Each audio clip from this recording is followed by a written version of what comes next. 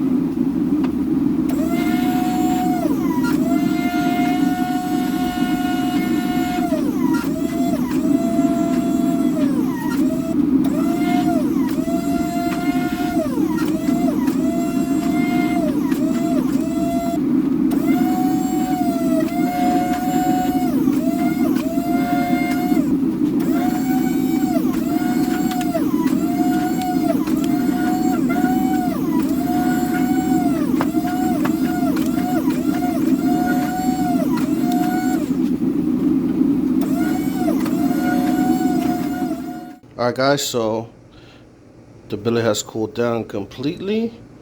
I tried to pop it out, but as always you pinch in the sides and it doesn't want to come out.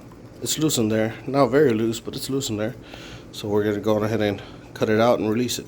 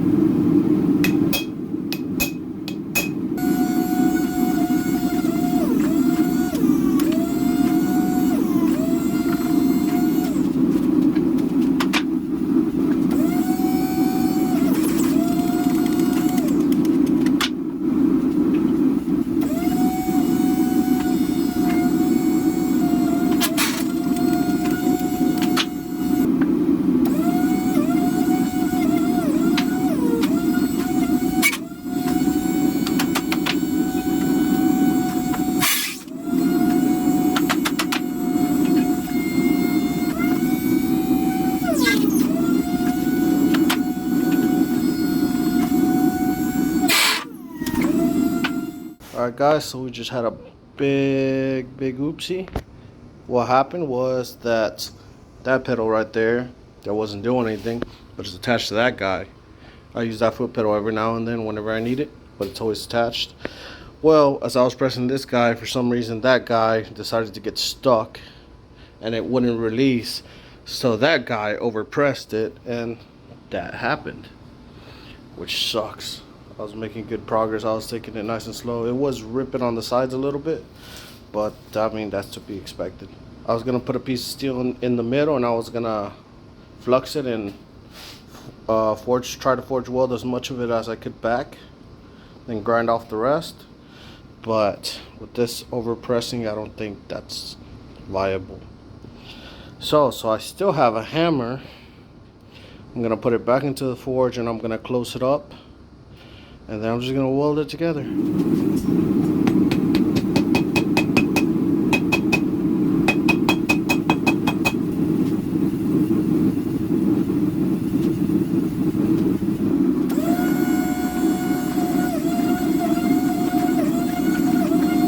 Alright guys, so that's basically the best I could do. That side over there is still pretty solid. Here this is where I got the rip. So I'm just gonna weld it shut with my MIG welder, and it is what it is. And I'll continue working on it. I'll clean it up on the grinder. Is it a failure? Yes. Am I gonna toss it? No, because it'll be a good memory. So I want to finish it off. Alright guys, so the hammer's nice and cold. You can see that big old crack. I tried to close it as much as I could. I tried to forge weld it together, but it definitely wasn't grabbing. But you can see all the little bits and pieces. You can see it more whenever I actually focus. You see it better when I actually split the first time. You can see the nails sticking out. You can still see them a little bit there, not too much.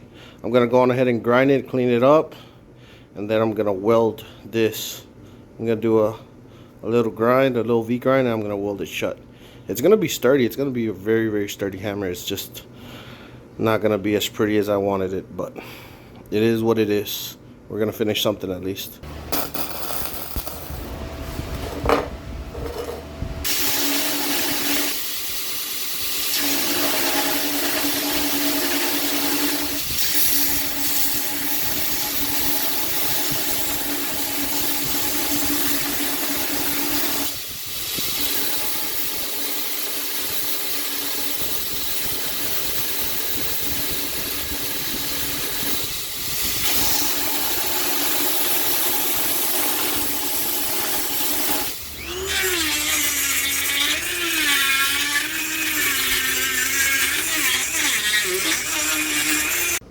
Alright guys, so it's coming out okay. It's not the best looking, but I mean, compared to what we had a little while ago, it's pretty happy with it.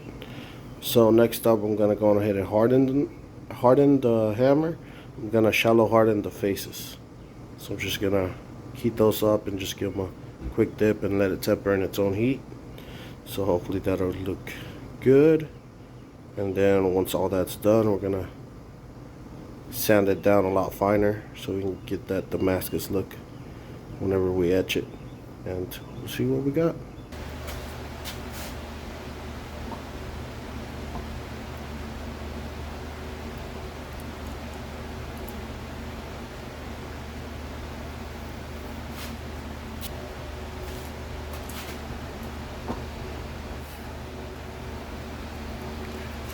Alright, so the hammer has been tempered. It looks pretty nice. I'm gonna go on ahead and start cleaning it up and get ready for an acid bath. Get it etched.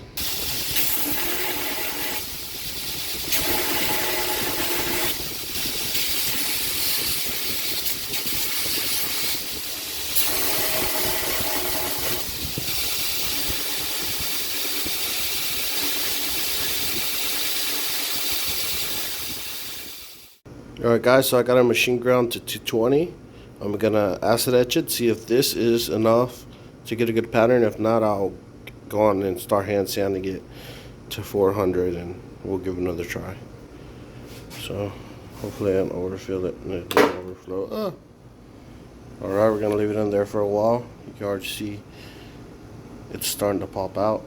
So we're gonna leave it in there for a while.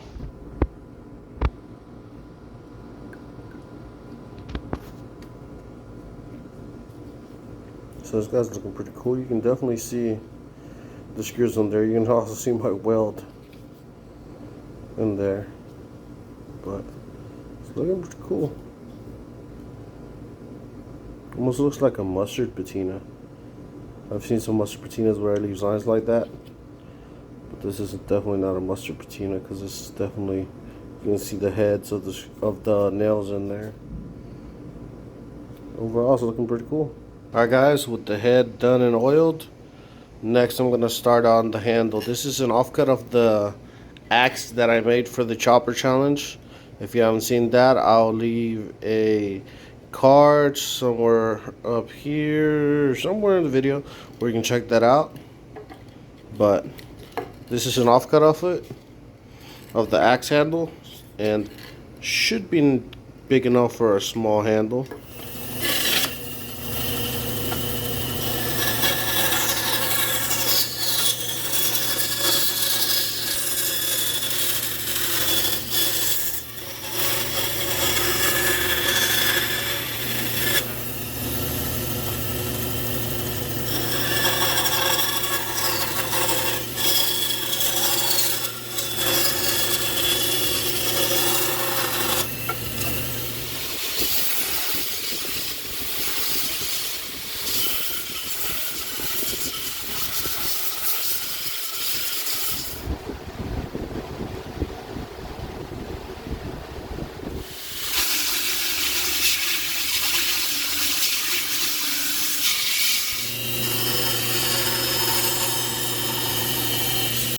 Alright guys, so we got all our parts together. I just made this quick little wedge to be able to wedge in here, and it's time to put this bad boy together.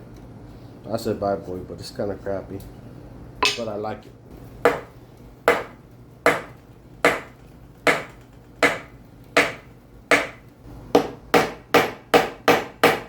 And the hammer is on. Should have made the wedge a little bit shorter so I could have wedged some more out, but I think it'll do. If anything, I can just throw some epoxy in this big old giant circle that I definitely made wrong because the press. Sadly, I couldn't drift it. Oh well. Still pretty happy with my little hammer.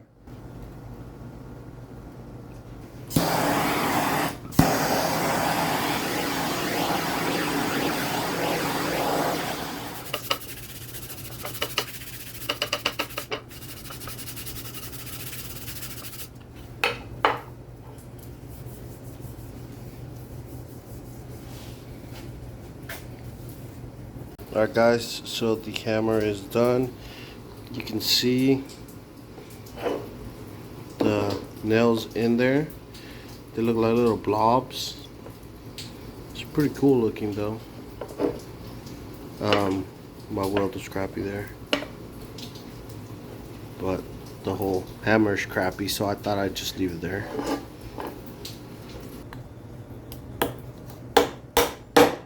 Oh, it works.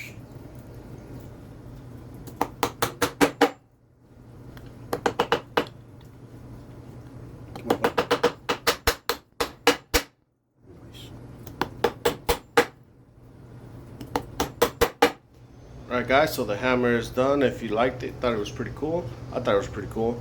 It definitely did not turn out how I wanted, but it was a great learning experience, and I've never made a hammer before.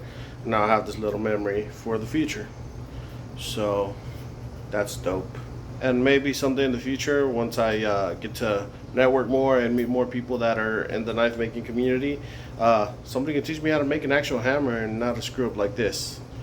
And when that time comes, I'll make an actual dope Damascus hammer, not just one made out of nails for, you know, shits and giggles. So as always guys, thank you very much for watching. I greatly appreciate y'all, and I'll catch you on the next one. Peace.